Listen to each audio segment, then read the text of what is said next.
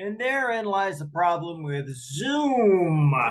I've had this problem with them before, where basically every time there's so many different ways that you can join Zoom, and Zoom just mixes up accounts. So apparently I was not logged on the correct Zoom account, and now I am because I am recording. So it's game face time. All right. Last time we talked a little bit about sig figs and some other math things. I don't know. Scientific notation, hypotheses, laws, things like that. Today we're going to start with a little discussion about accuracy versus precision. We are going to then launch into the factor label method. And there's a good chance that before the end of today's lecture, we're going to get a little ahead of the syllabus and start talking about chemistry. Finally, it feels like it's been too long. We haven't even talked about it yet. But as per usual, I'm going to share my screen with my Remarkable 2 notebook. And I have no idea why I'm talking like a game show host. Let's talk a little bit about accuracy and precision. These terms are important when you get into the laboratory, and there is a distinct difference between them two. Between them two? Wow, welcome to your hillbilly lecture.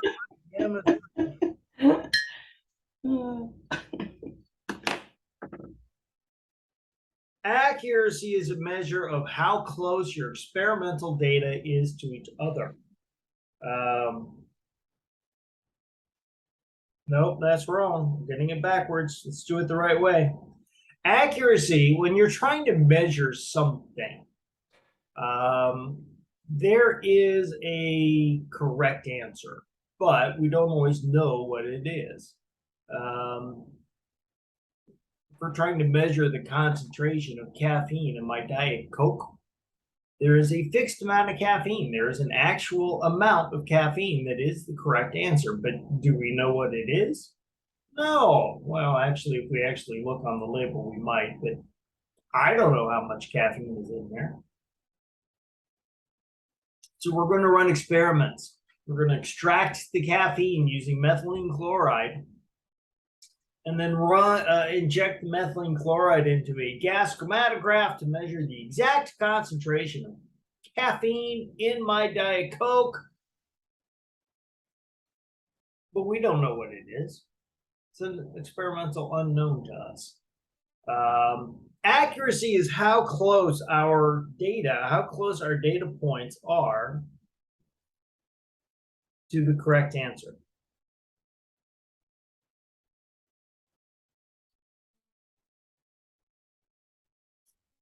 Now, we might know what the correct answer is supposed to be. I could log on to onto the Diet Coke website and look it up and see how much caffeine there is. But maybe that's wrong. Maybe this particular batch is a little bit higher. I don't know. But we're not going to run just one experiment. We're going to inject it several times to see, because every experiment has a little bit of error in it. Every time we measure something, there's going to be a little bit of error. And there are two kinds of error. You have random error, which means that if your correct answer is here, your measurements will be somewhere close to it, randomly distributed around the correct answer or around an answer. Let's not even say a correct answer. So there's going to be a little bit of random error just built into the experiment. It's error in ourselves. When we inject that Diet Coke, that methylene chloride sample, The volume we inject could have a little bit of fluctuation because we're not perfect. The instrument has a built-in error of plus or minus 5%. Typically, any instrument is about plus or minus 5% error built in. So there's going to be a little bit of random error just around the answer that we're going to get, around the mean. Then there's something called systematic error. Systematic error is built-in error. So if the correct answer is here, our instrument may not be calibrated correctly, and it thinks the correct answer is here. And then the random error is going to be around this point. So systematic error is built-in error. If you remember the old Calvin and Hobbes comic strip, I distinctly remember one where Calvin was talking about a magic knob that if he turns it to the left, mom has a good day, and if he turns it to the right, mom has a bad day. Well, the knob he was talking about was the calibration knob on mom's bathroom scale. So if he turns it one way and she steps on the scale, she thinks she's put on weight. If he turns it the other way and she steps on the scale, she thinks she's lost weight. That is systematic error. That is error in the scale itself, which is okay. So anyway, so yeah, we can have systematic error, we can have random error. So accuracy is how close are we to the answer that we should be getting. That's accuracy.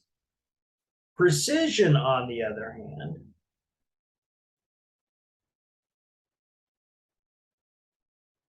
is how close our data points are to each other.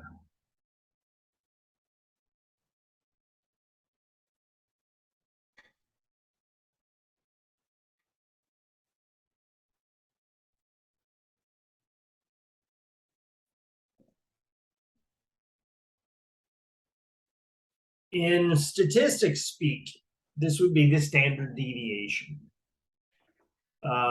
Notice that precision and accuracy are two very different concepts, and they don't necessarily go hand in hand. So for example, suppose I am throwing darts.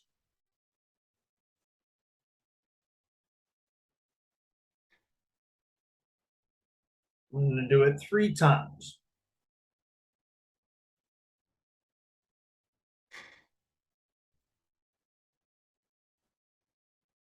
That looks like, okay, I'm not going to say what that looks like. So the first time I throw darts, I am all over the place. I have a dart here, a dart here, dart over here, a dart here. Let's say I want to throw 6 darts.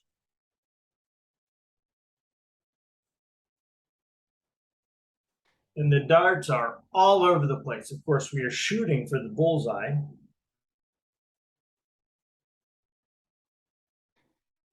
This is very low precision because they're just all over the place.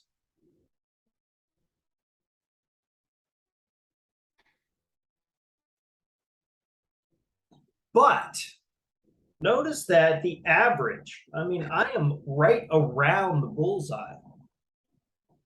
So on average, I'm pretty much on the bullseye, aren't I? I mean, it may be hitting all over the place, but it's right around the bullseye. So it's in the right general area. So this, on average, is high accuracy. So this is an example of low precision and high accuracy. What did I throw there? 6 darts? Suppose I throw them again, and this time you're all right there. Look at that cluster. That is really impressive. Why am I saying throwing darts instead of shooting your gun? Anyway. Is this accurate? Am I hitting the bullseye? No, I'm not hitting the bullseye, but the cluster is really impressive. This is high precision. The data points are all right there.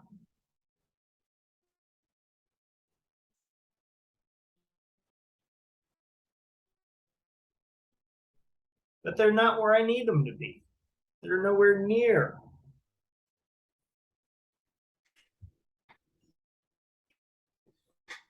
You're nowhere near that bullseye, so it's low accuracy. Now, obviously, you can also have low precision, low accuracy. If I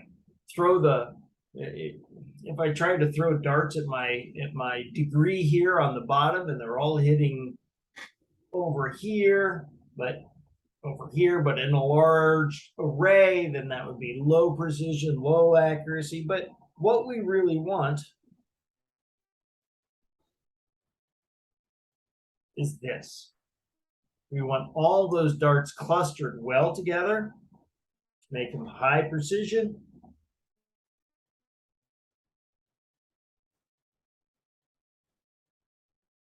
And right on the bullseye, which makes them high accuracy.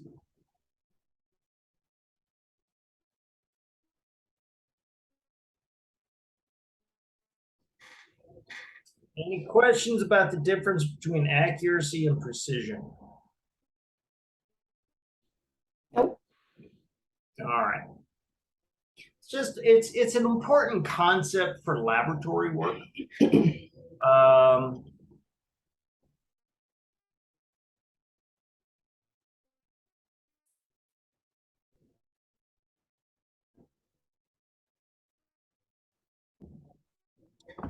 All right.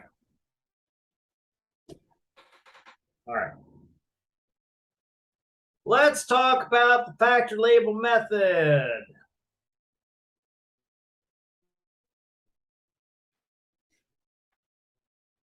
Sometimes called unit analysis, and there are a couple of other names that I've seen it go under.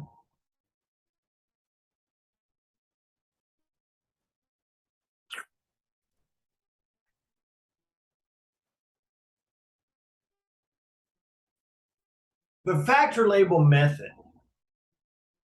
is a generalized mathematical solving approach. This is how you solve word problems, basically, or solve any kind of problem, truth be told. Students tend not to like word problems. They don't seem to realize that that's the only kind of problems that they solve on a day-to-day basis. They're all word problems. You have $5 and those apples are 75 cents a piece. How many apples can you buy?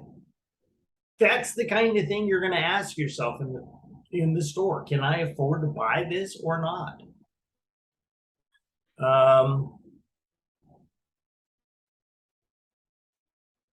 Trying to gauge how much gas you have to make it to the next gas station. That's a word problem. They're all word problems. That's all we have.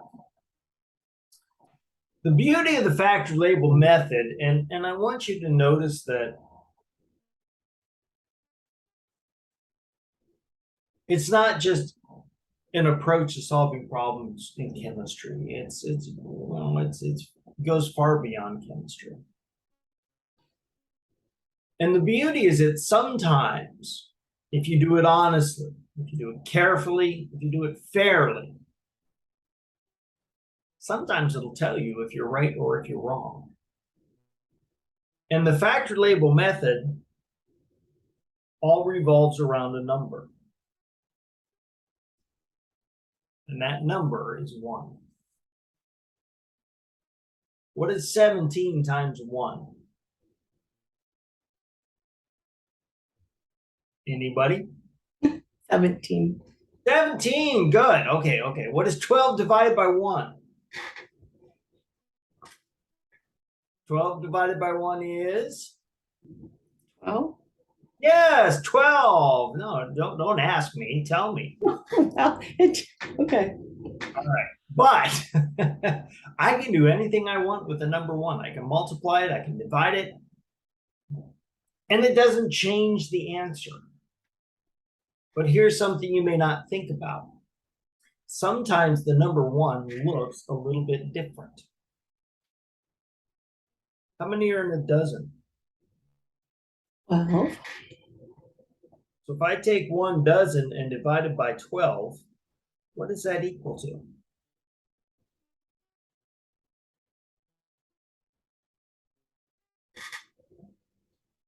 One dozen divided by 12 equals. I'm waiting for the other student to just. And we can flip it, can't we? 12 divided by 1 dozen. It's just another way of writing 1.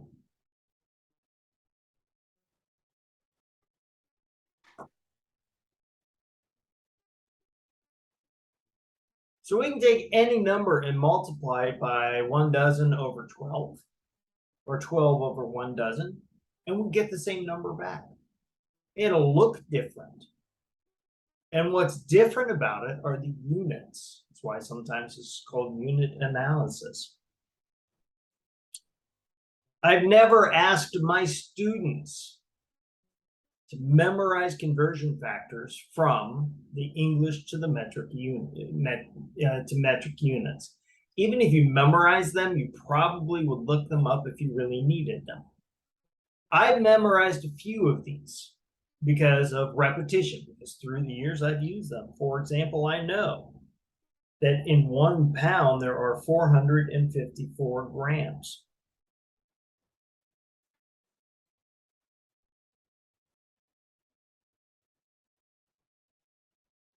I know that 1 inch is 2.54 centimeters. These are called conversion factors.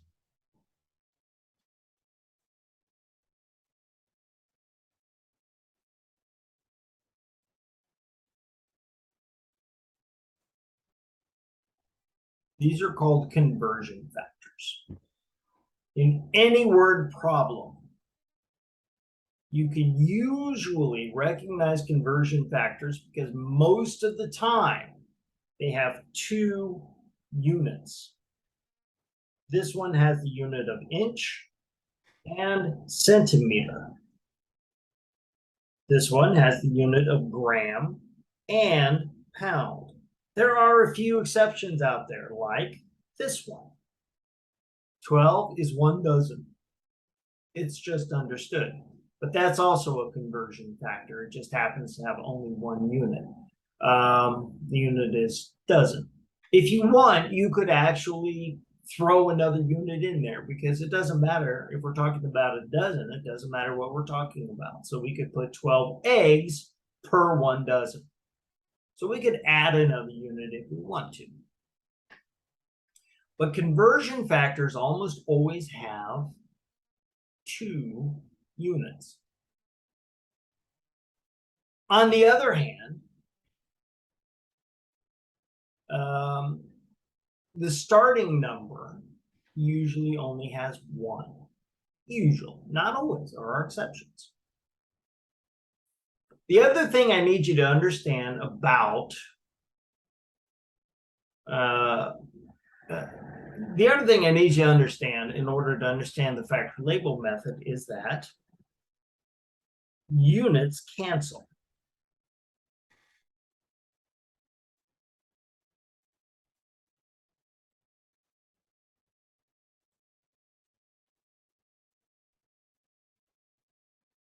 Let's make that an E instead of an A. Units cancel algebraically.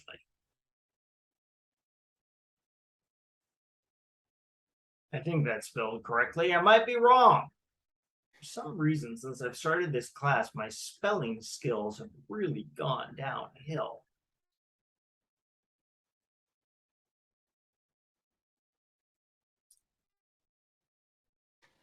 Now, here's what I mean by that.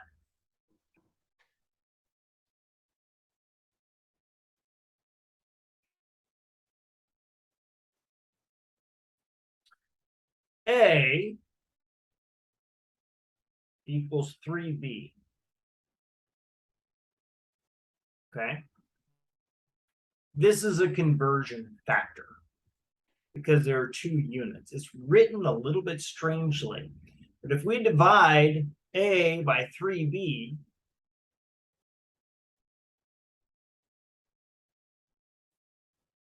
that's going to be equal to 1 because a equals 3b. So this is a conversion factor. It's just written out as a little mini equation. I could have just as easily written 454 grams equals 1 pound.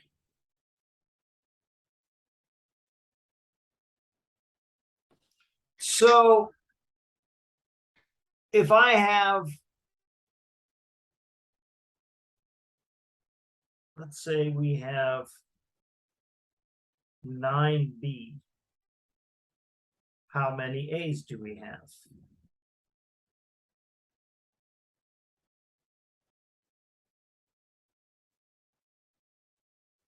This is a really odd, bizarre little problem, but I'm trying to make a point here. So going back to our basic math, if we think about fractions, 4 divided by 2, you know this, is what? 2. 2, of course. Well, we can write this mini little side problem. We're going to call this a side problem. This mini little side problem divided by also means over. So we can write 4 over 2 instead of 4 divided by 2. It means divided by. It means exactly the same thing. So that's also 2. But keep in mind, we can also write it as a fraction. If we write it as a fraction, divided by 2 means 1 over 2. Now we have a multiplication. Okay? So 4 times 1 over 2 is the same as 4 divided by 2. Half of 4 is 2. And that's what we're going to do here. So our starting point, anytime you have a word problem, our starting point usually has a single unit. Here it is. We have 9 B's. 1 unit, B.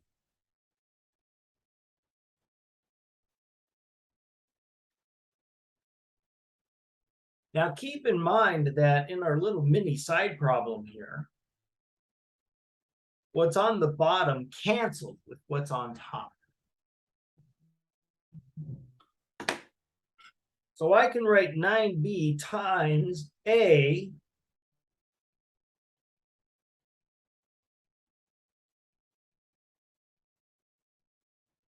over 3b.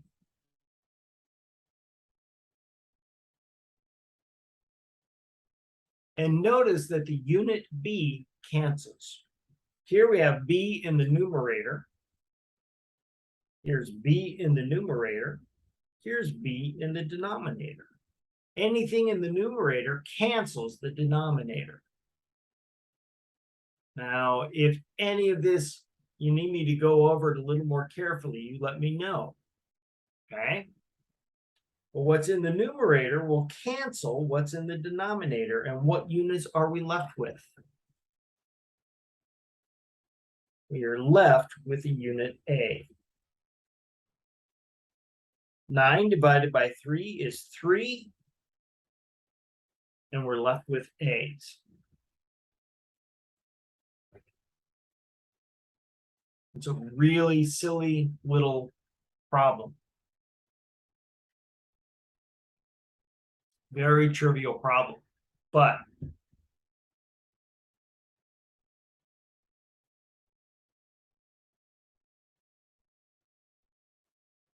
it demonstrates a couple of things.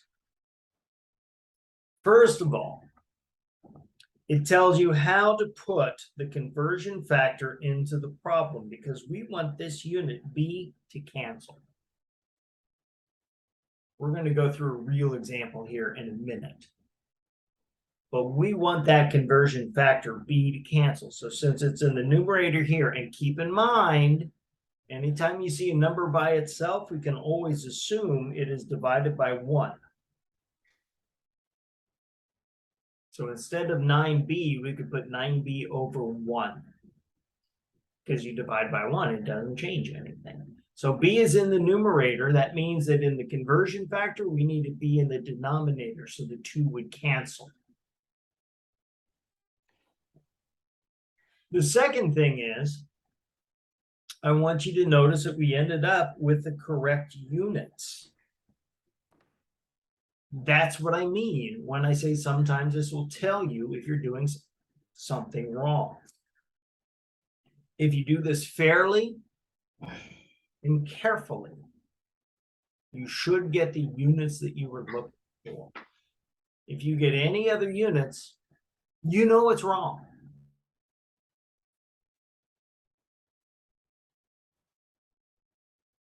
I'll give you an example of this here in a minute. Now, it won't always tell you that you're right, because sometimes these problems require the input of a unitless number like pi. Pi r squared? No, pi r round, cornbread r squared. So you can put in the correct radius units. And if you just take 2 centimeters squared, you'll get 4 squared centimeters. You'll get the right units, but if you forgot to put that factor of pi in there, it's still not going to be correct. So it's not a guarantee that you're going to get the correct answer, but the approach will sometimes tell you when you're wrong. And that is a step in the right direction. Would you like to see a more realistic example of this? Or have you got it? I bet you got it, don't you? I got it. Really? So let's say that I weigh 160 pounds.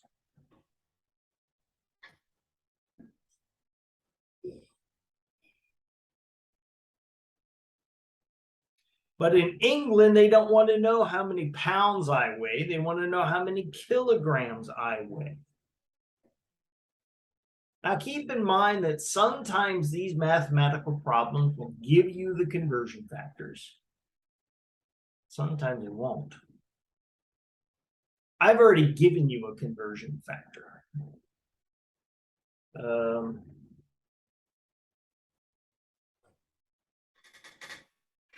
I've already told you that 1 pound is 454 grams. Sometimes you're going to be expected to just know these. Sometimes you might have to look them up. You might not know there are 454 grams in a pound, but you would know, for example, there are 3 feet in the yard, 12 inches in a foot. These are things that are common knowledge in our society here in America. You would be expected to know those. You should also familiarize yourself with the metric system, because 1 kilogram, K is kilo. You happen to know how many is in a kilo? That's right. There are 1,000 grams in 1 kilogram. That's something you probably should know off the top of your head. There are 1,000 milligrams in 1 gram. The metric system is always based on tens. There are 100 centimeters in 1 meter, 1,000 milliliters in 1 liter, and so forth. So where do we start? Now, here's something I always used to like to do.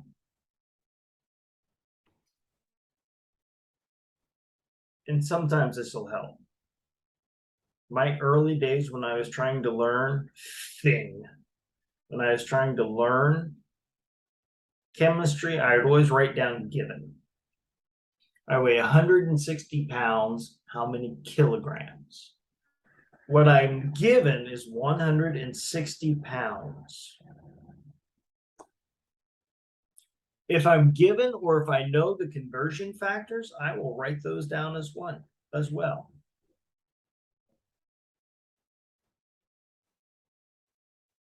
I know these. They weren't given explicitly in the problem, but I know them. I need to find kilograms. This is my target unit. If I set this problem up correctly, this will be the unit that I get. So, and there's a couple of different ways you can write this out. I've had students that do it the way I do it. I'm going to set it up 3 different ways. It's all going to be exactly the same, but it's going to look a little bit different.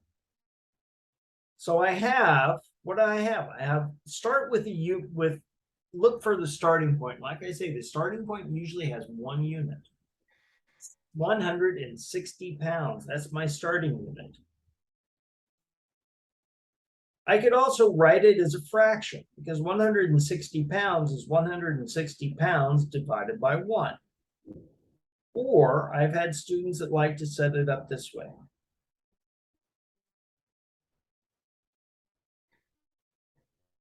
These are all the same. The one on the bottom is just more of a grid style. That's the same thing. To figure out the next step, I want to look for something in my conversion factors that has the units pound. Well, here I have pound in the conversion factor. That is going to be the next step. But do I need the pound in the numerator or the denominator? Well, notice in each step, we're trying to cancel a unit. So we need pound in the denominator so it will cancel. But if pound is in the denominator, what has to go in the numerator? A lot of students will do, and don't write this down, this is a mistake. A lot of students will do something like this, which is not technically wrong, but boy, is it confusing.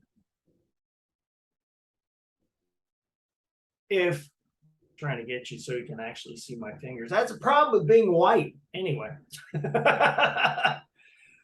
If pound is in the numerator in what we're given, remember, we flip them. Now you put pound in the denominator, grams goes in the numerator. If I flip them again, pound is in the numerator, gram is in the denominator. So you just flip them. So if pound is in the denominator, grams must go into the numerator. And notice that the unit stays with the number. It's always 454 grams, whether it's in the numerator or denominator, 454 grams. Now we have grams. Is grams what we want? Oh. Is grams what we want? Anybody?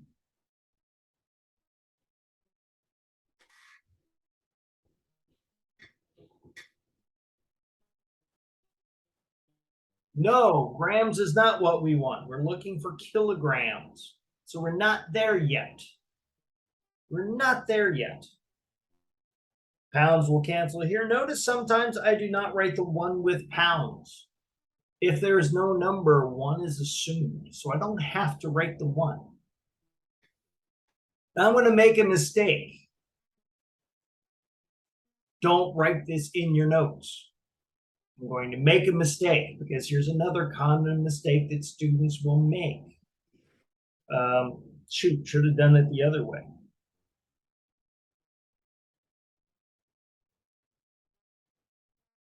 Sometimes they'll get the units wrong and they'll just assume that the grams cancel and you get kilogram. This is what I mean when I say do it honestly. Here, grams are in the numerator. They cannot cancel. You get grams squared per kilogram, which is meaningless. So be fair and honest about this. Don't just think about it. Think about it as you're doing it. We need the grams in the denominator.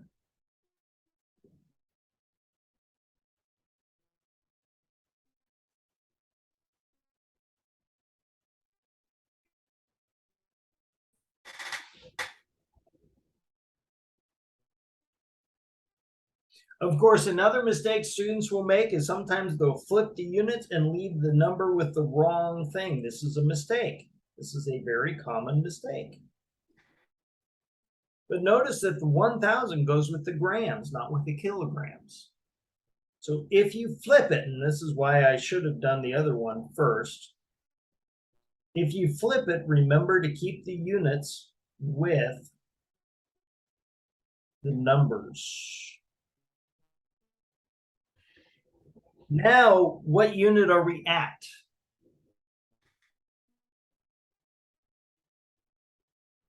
Now we're at kilogram, and that is what we want. When you do the math,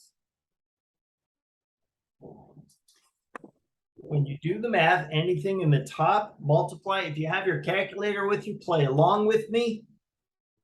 If you,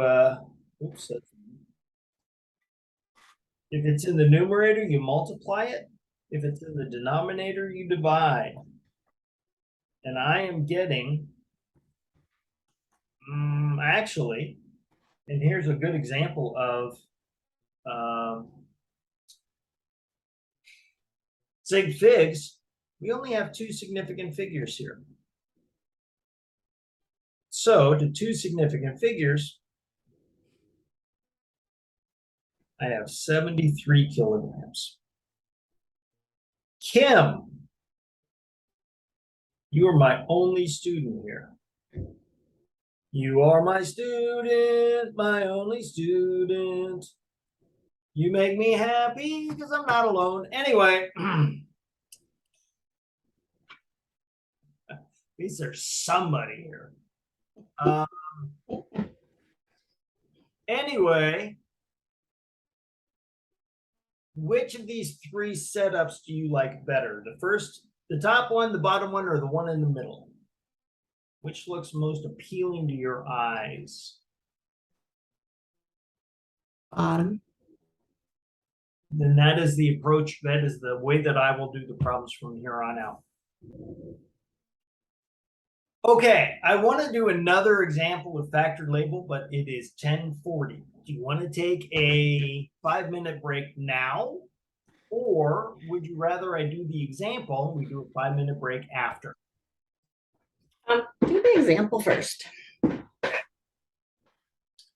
So those of you who were not here before we started recording, my absolute favorite student who was in class today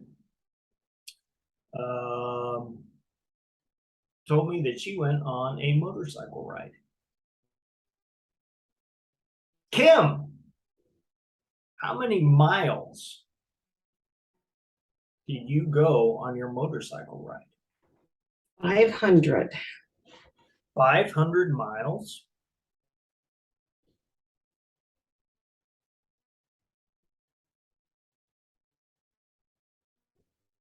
I'm going to assume that she rode exactly 500 miles, just because I want more sig figs. So I'm going to assume it is exactly 500 miles. So that gives us how many sig figs?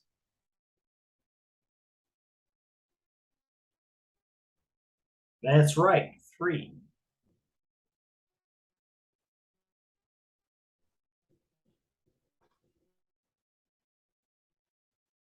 Kim, except for the I, your name is kilometer. Okay. That's great. That just struck me. So how many kilometers is 500 miles? This is a word problem.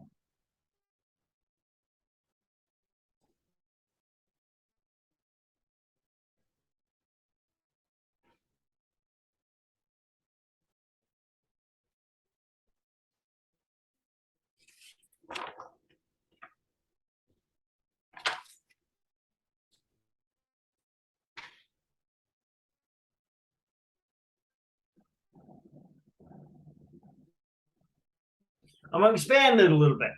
Kim rode 500 miles. How many kilometers did she ride if there are 2.54 centimeters in 1 inch? Given.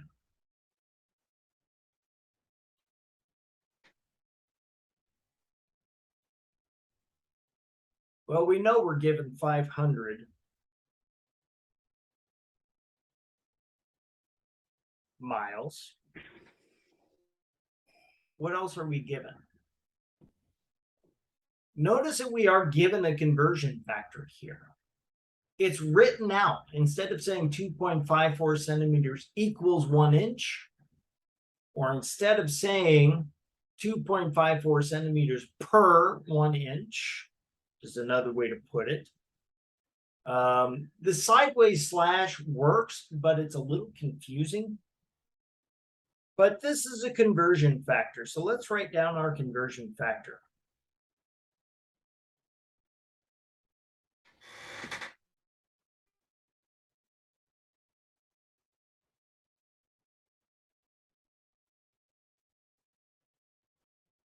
Now I use the sideways slash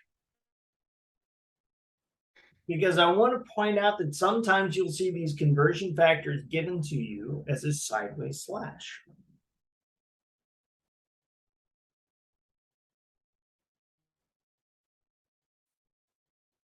What are we trying to find? We're trying to find kilometers. That is our target unit. So where do we start? Kim likes this setup best. So where do we start? Like I said before, the starting point is usually a single unit. Just like me. I keep scratching the back of my head because I have fleas, which might be why I'm single. So I have 500 miles. That is a single unit that is given. Notice that I can, if I want, leave the denominator empty. If I leave it empty, what is assumed? 1. 1. So we don't have to write 1 because 500 divided by 1, it's just 500. So we don't have to write 1 if we don't want to. In your notes, if you think it looks better with the 1 down there, go ahead and write the 1. It doesn't hurt anything. Those are your notes, not mine. Now, we need a conversion factor. Will this conversion factor work? No. Because our conversion factor here has inches, not miles. Do we know how many inches are in a mile? You could Google it, but off the top of my head, you're not going to Google anything in an exam. I don't know how many inches are in a mile. What do we know?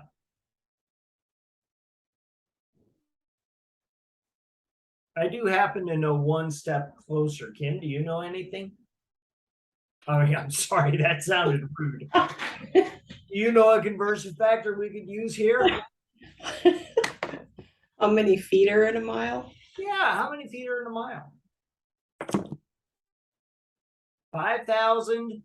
I knew it was 5,000 something, but I don't remember exactly. 5,280 feet in a mile.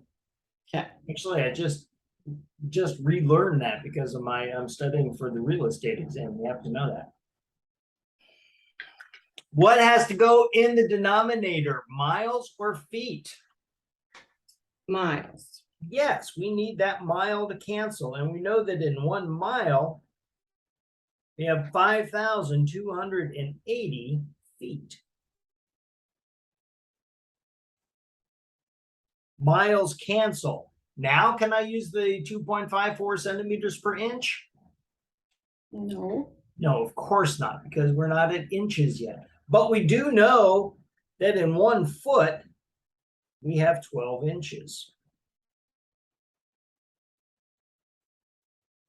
Is that right? Yeah. But But what? yeah.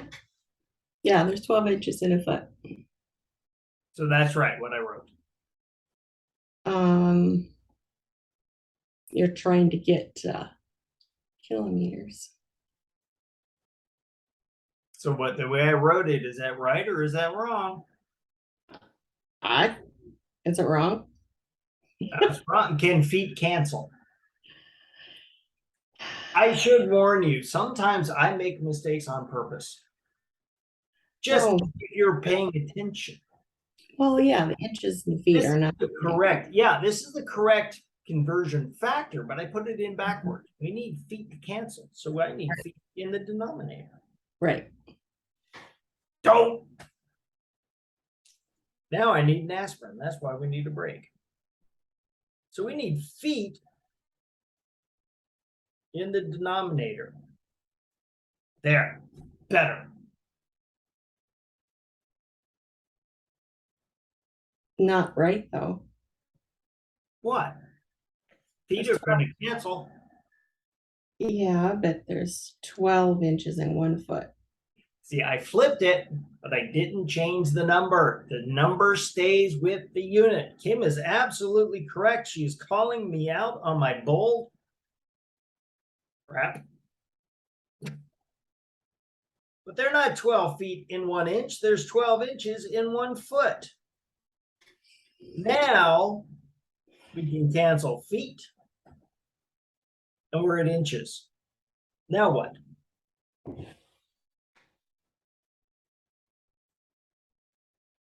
You need to convert it to centimeters. Ah, now if you happen to see that sideways slash, remember that's just a way to write longer with the inches on the bottom. So in 1 inch, 2.54 centimeters. You may or may not have memorized the metric units yet. Do you happen to know how many centimeters are in a meter? No.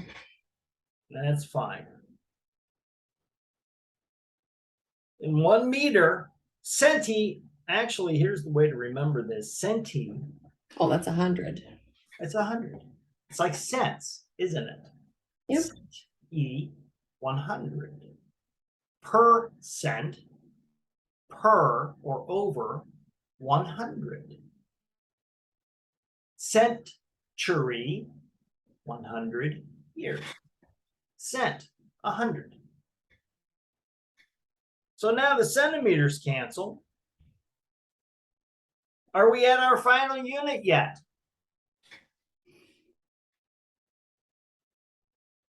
What unit are we at now? You're getting tired. Hey, it's a Monday for me, man. We're now at meters. We're not at our final unit, are we? No. So we need kilometers. And in 1 kilometer, we have 1,000 meters. Meters cancel. We're at our desired unit of kilometer. And notice that I could lay out this entire problem in 1 line. A lot of people like to do it step by step by step by step. They will take miles, convert it to feet. Then they will take this number of feet, convert it to inches. Then they'll take this number of inches. Wow, excuse me while I belch talk. And convert. You can do that. There's nothing wrong with that approach. I prefer to lay it out in 1. If you have your calculator, I recommend playing along so you know that you're using your calculator correctly. But 500 miles times 5,280 feet times 12 times 2.54 divided by 100 and divided by 1,000. And if we do this correctly, Kim rode 805 kilometers.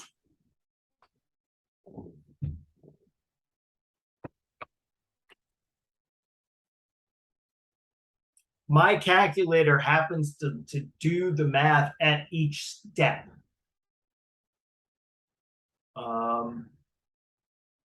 Some calculators will not. So if you put 500 times 5280 times 12 times 2.54 divided by 100, that would work. But then if you do divided by 1000, it doesn't know if you want that 1000 dividing everything you've done to that point or just that last 100. So some calculators will let you do that, some will not. That's why you must be familiar with your calculator. So do this problem at some point, try it out, see what you get. If it does not do it one step at a time, there's a couple of approaches to this. You can do divided by open parentheses and multiply all of the denominators together. Or you can multiply all the numerators, create a new fraction, multiply all the numerators, divided by, multiply all the denominators, and then do the final division of one step. But you have to know how your calculator works. This is a heck of an example. This beautifully demonstrates several things about the factor label method. Notice we did get the final units that we wanted. Pardon my voice, it's cracking, puberty, you know. We're getting the units we want. Are there any questions about this very long, very convoluted example? We're good. Okay, by my clock, it is 10:53. Let us, 10:54, let us take a 6-minute break. We will resume at 11 a.m.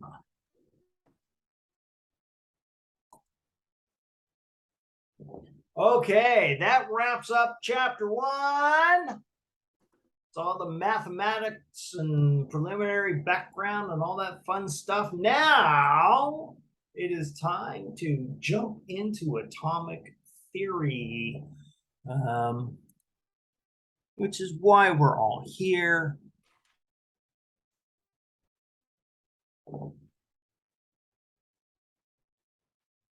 Chapter 2.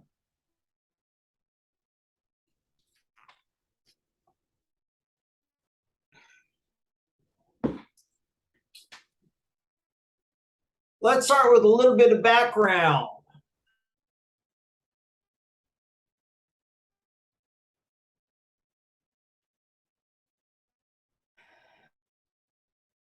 Around 500 BC.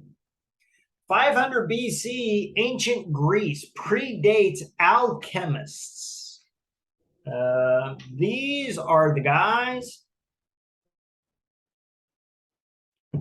that started the whole thing. Go into 1120, right? There is a philosophical movement, and they asked a question. If you take a gummy bear, and they specifically said gummy bear, I don't know how they knew back then. Anyway, you take a gummy bear and divide it in two, and then take one of those halves and divide it in two again. And then take one of those quarters and divide it in two again, and again, and again, and again. They use stone for their example. Can you divide that gummy bear forever? Or will there come a point in time when one more division fundamentally changes that gummy bear into something else, something more fundamental, something more elemental? Now, like I said, the Greeks used the stone as their example, and the Greeks who were, kind of brute force kind of guys. They took a stone, they started splitting it and splitting it and splitting it, and they just kept getting smaller and smaller and smaller stones. They get to dust eventually, but they'd realize that the dust is nothing more than ground up stone, which makes them just really small stones. They said, no, you can divide it forever. A group of philosophers called the atomists thought about this. They said, no, we believe that eventually you'll get to a point where one more division of that gummy bear will give you something more elemental.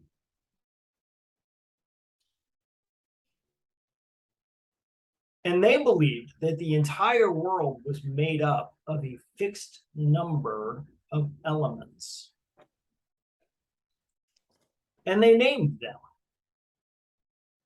They had 4 elements. Do you remember the name of the 4 elements? Here's a hint. In the 70s, 3 of them made wonderful music.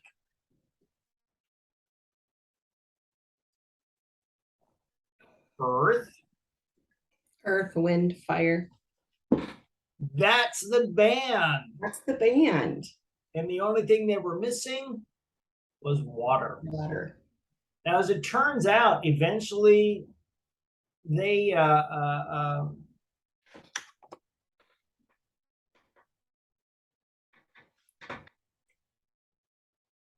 they thought, well, there might be something holding the elements together. So they suggested the possibility of not an element, but a kind of a glue to hold the elements together that they called the ether. But the atomists had the right idea. They were exactly correct. And some years later, Dalton came along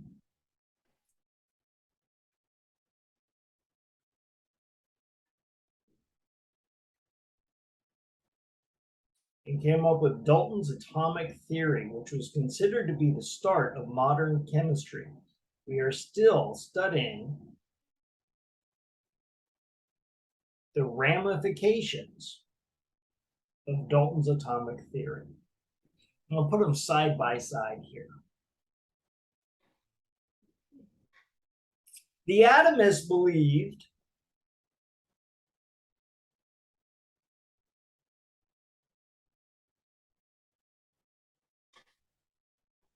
that all matter was comprised of tiny individual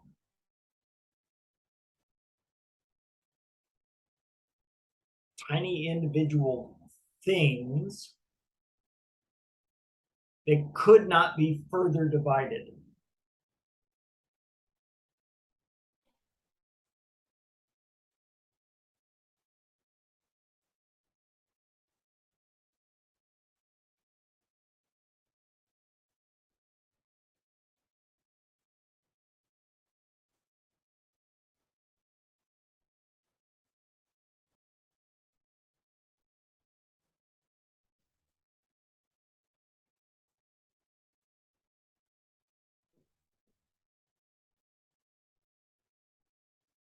All matter is comprised of elements that cannot be further divided.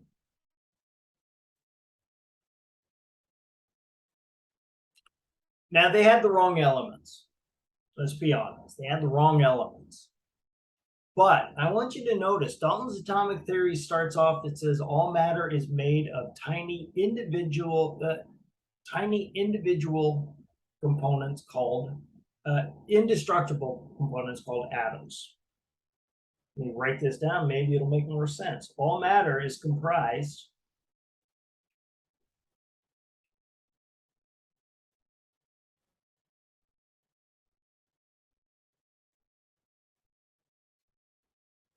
of indivisible or indestructible. Well, let's say indestructible.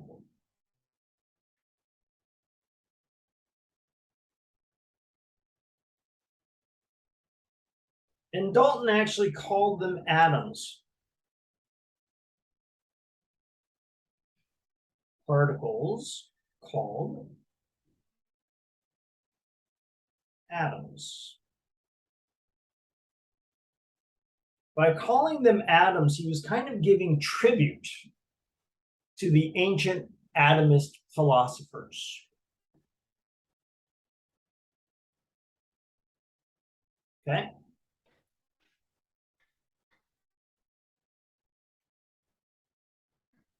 Now, the atomists believed that the four elements each had different characteristics. They didn't know what the characteristics were. They thought it was shape. So Earth might be a little cube, fire might be a little sphere, but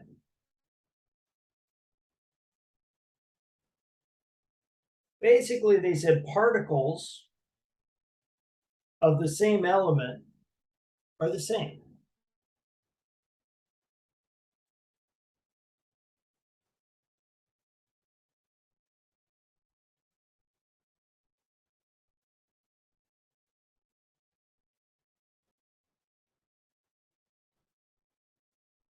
Particles of the same element are identical. So if Earth is a cube, all Earth element is comprised of cubes. By the way, notice in Dalton's atomic theory, that first one, that atoms are indestructible, we assume it in chemistry. We still assume that's true, but we know it's not. We have divided atoms. There are atoms that fall apart on their own. But for our purpose, it's a good assumption. So we're going to keep this assumption. Oops. But Dalton believed that atoms of the same element are indistinguishable.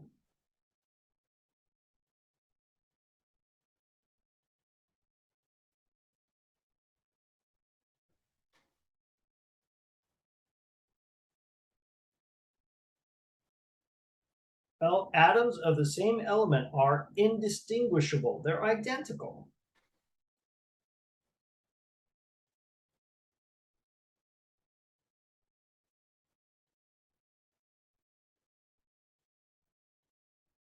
We're going to discover that this is not quite true. They're very close. Atoms of the same element are nearly indistinguishable, so much so that we're going to discover it is sometimes really hard to separate them, even if they are different. In fact, it's nearly impossible. I talked a little bit about this, actually, when I talked about building an atomic bomb. Getting fissionable material is the real sticking point to building an atomic weapon, because it's really hard to separate out the isotopes of uranium or plutonium from each other. It's almost impossible without enormous resources. So that's not quite true. But for most of our purposes, we can assume it's true. The third one is an obvious extension of the second one. So if particles of the same element are identical, then particles of different elements must be different. It just follows, doesn't it?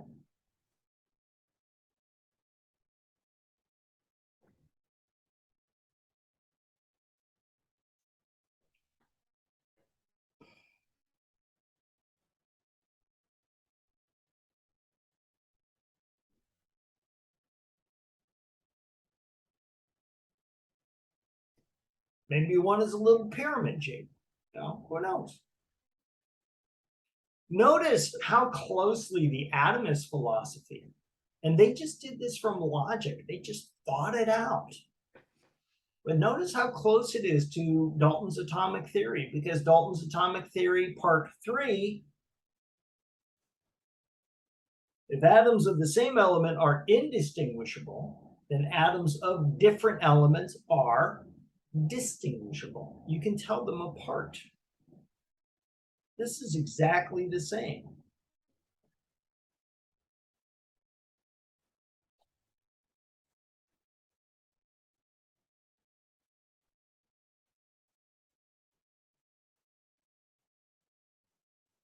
Why do I keep forgetting the E on are.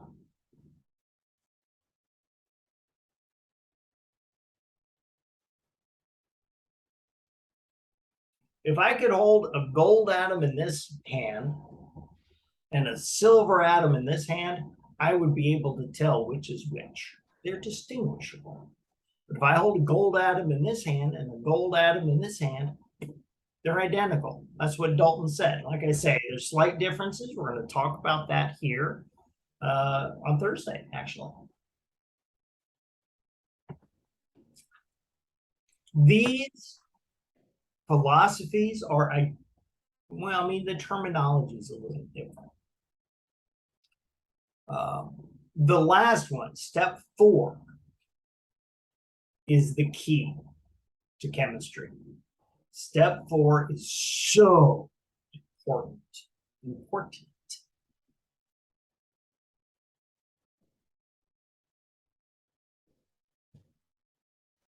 The atomists said all other materials, everything else in the world is made up by some combination of these 4 elements. Everything. I'm going to say everything else is comprised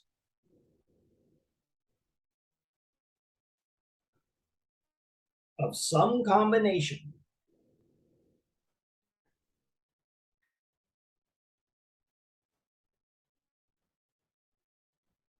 of these. I'm going to specifically say these elements. Now notice that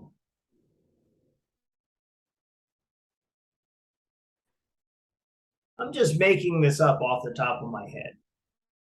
Your book is going to say, actually, it's going to say the exact same thing, but it's going to say it in a slightly different way. So don't memorize this. Understand the concept. Understand the concept. Here is the most important thing. 1 and 2 in Dalton's atomic theory, the first 2 assumptions are close. They're really good assumptions, but there are exceptions. 3 is absolutely true. Absolutely, without exception. 4 is not only absolutely true without exception, it is critical to chemistry. This is the big step.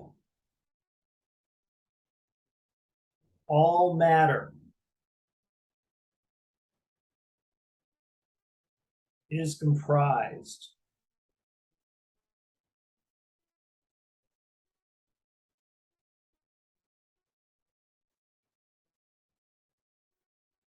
all matter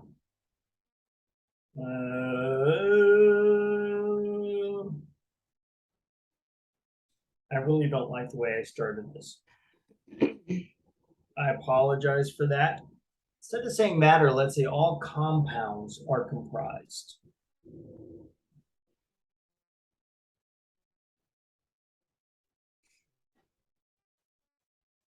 All compounds are comprised of 2 or more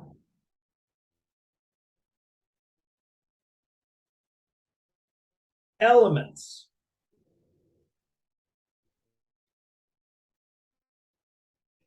in a fixed,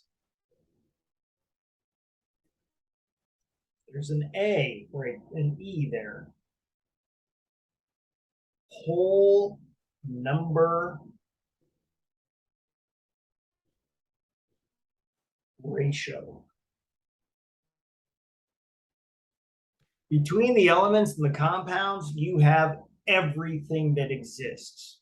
All matter exists, is either an element or a compound or some sort of a mixture of them.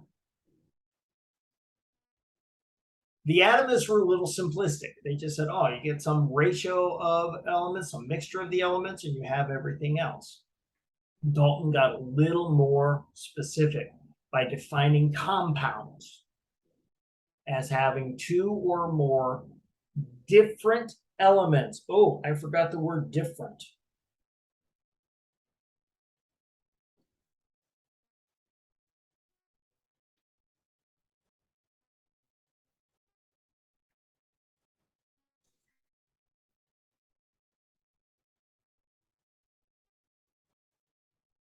I apologize. I'm really doing poorly today. All compounds are comprised of two or more different elements in a fixed whole number ratio. Fixed whole number ratio. Those are the two key parts to Dalton's atomic theory. Different elements in a fixed whole number ratio. This means that, well, first of all, this gives rise to something new.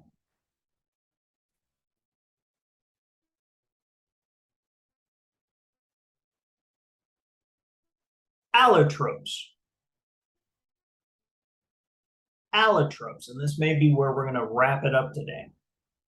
Allotropes are elements in different forms.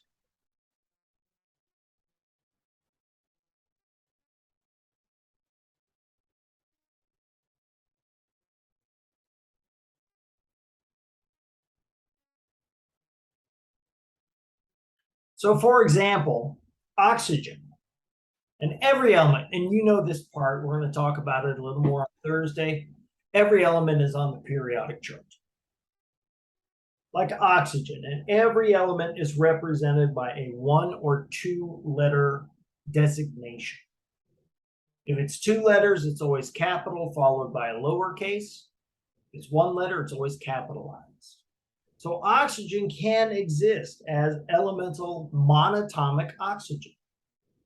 But we know, everybody knows this. Oxygen is usually diatomic, which means it's O2. Is O2 a compound? No, O2 is not a compound because they are not different elements. So monatomic oxygen and diatomic oxygen, they're both elemental oxygen. They're just different forms. So one is an allotrope of the other. What else do we have? Anyone recognize this?